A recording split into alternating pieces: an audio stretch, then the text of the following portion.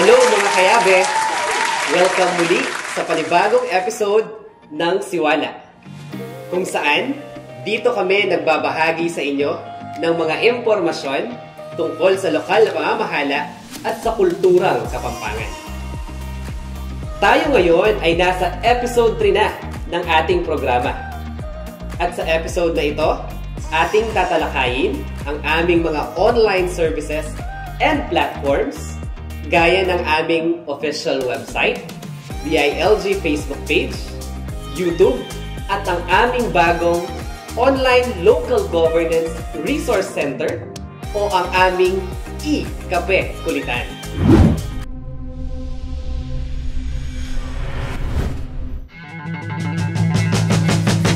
Sa talakayang ito, ating makakasama sila Kay at Abe upang tulungan tayong alamin at gamitin ang mga DILG Pampanga online platforms. Kaya tara, tayo nang mag-login mga kayabe!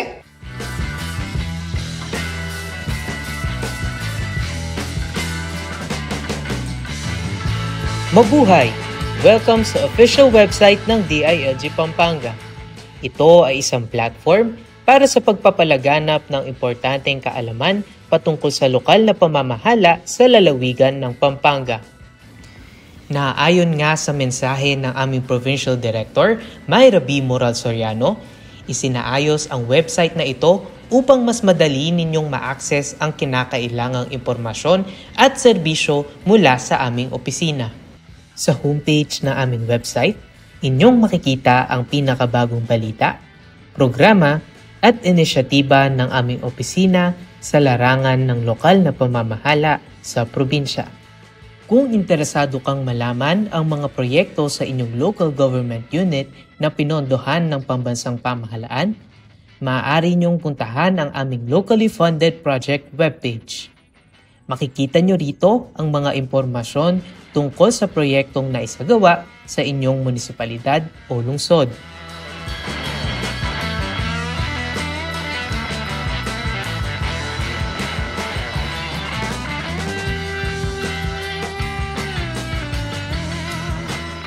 Curious ka naman ba sa mga inisyatibo ng aming opisina sa Gender and Development?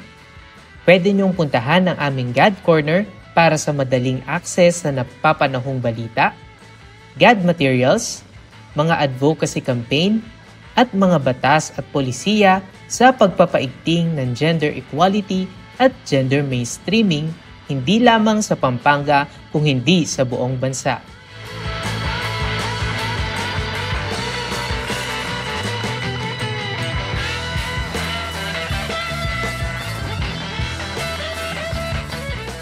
Upang manatiling updated sa mga kasalukuyang local elected officials sa probinsya, maaari niyong tignan ang List of Incumbent Officials webpage.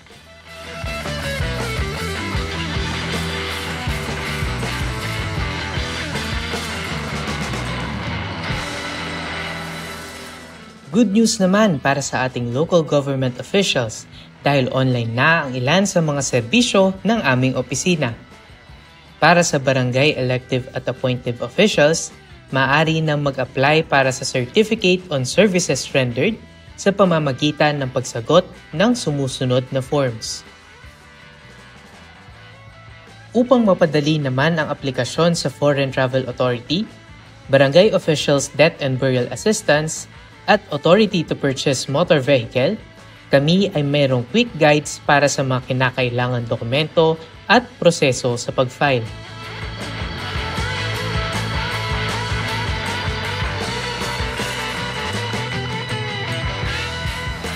Maliban sa mga naipakitang features sa aming website, mayroon din kaming bagong online platform, ang e-Kape Kulitan.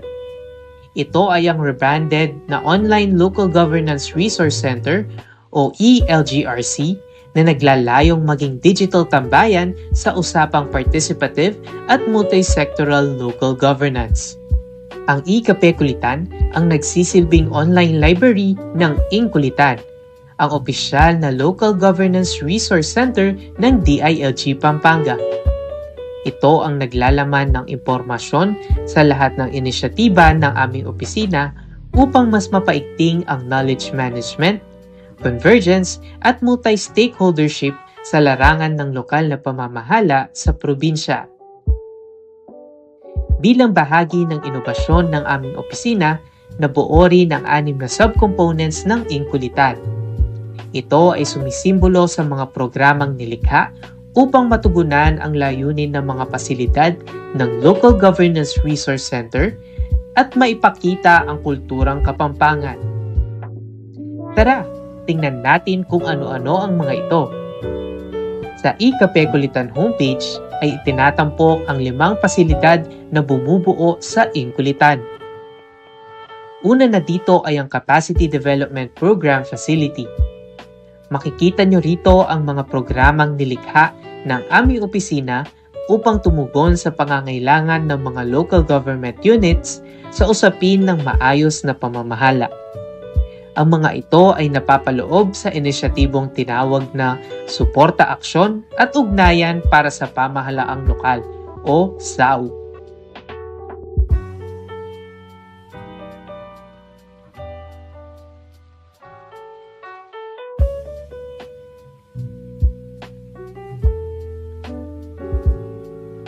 Makikita rin sa facility na ito ang aming pool of experts na maaaring sangguniin at makatulong sa mga usapin patungkol sa lokal na pamamahala. Ang pangalawang pasilidad ng Inkulitan ay ang Linkage Program Facility. Napapaloob dito ang programang parul o pinagsamang aksyon para sa maunlad na lokalidad. Ito ay naglalayong palakasin ang mga inisyatibo para sa pag-unlad ng ating komunidad sa tulong ng pinagkaisang aksyon mula sa iba't ibang ahensya at organisasyon sa lalawigan na bumubuo sa Pampanga Multi-Stakeholder Advisory Committee o MSAC. Sa kasalukuyan, ang Pampanga MSAC ay binubuo ng 16 na opisina at organisasyon na tumutugon sa iba't ibang sektor ng local governance. Tampok din sa linkage facility ang programang LINGAP o LGRC Initiatives for General Welfare and Assistance Program. Ito ay naglalayong magbigay tulong sa komunidad sa pamamagitan ng mga proyektong tumutugon sa pangangailangan ng ating mga kababayan.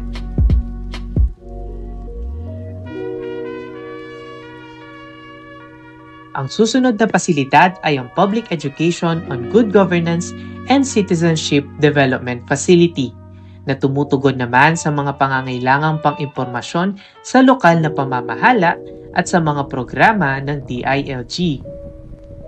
Ito ay binubuo ng mga inobasyon na nakapaloob sa SIBUL o Systematized and Integrated Build-up of Learnings for Kapampangans. Kasama dito ang YouTube series na Siwala, ang aming radio guesting segment na Ing Katutuan ang Po Kapabaluan, ang podcast segment na One Shot, at mga knowledge products tulad ng information and education campaign materials. Ang ika-4 na pasilidad ng Inkulitan ay ang Multimedia Knowledge and Information Program Facility. Nakapaloob dito ang isa pang parte ng programang SIBUL na nakatuon naman sa iba't ibang platforms tulad ng Facebook, YouTube at official websites upang magbigay ng napapanahon at makabuluhang impormasyon sa publiko. Panglima at huli sa mga pasilidad ng Inkulitan ay ang Legal and Administrative Support Facility. Pangunahing inisyatibo rito ay ang Sustaining Innovation, Knowledge and Advancement Norm o SICAN na naglalayong palakasin ang kakayahan at kaalaman ng mga empleyado ng aming opisina.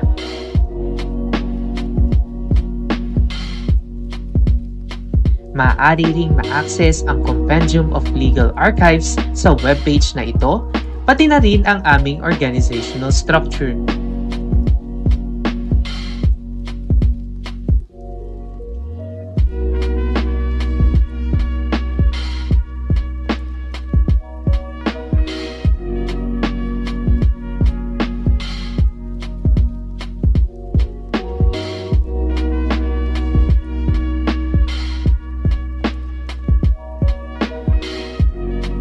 Kung meron ka pang katanungan o may gusto pang malaman tungkol sa aming opisina, tara at tayo'y magkwentuhan sa Ikape Kulitan.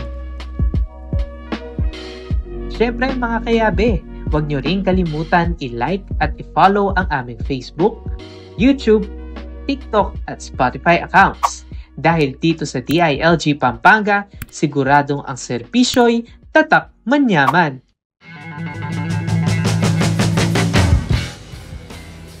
Maraming salamat po sa nilaan niyong oras, mga kayabe. Sana makatulong ang mga online platforms na ito upang mas mapalakas pa namin ang pagbibigay ng serbisyo at mahalagang impormasyon na makakatulong sa ating mga Kapampangan na tunay namang tatak manyaman. Hanggang sa muli, mga kayabe!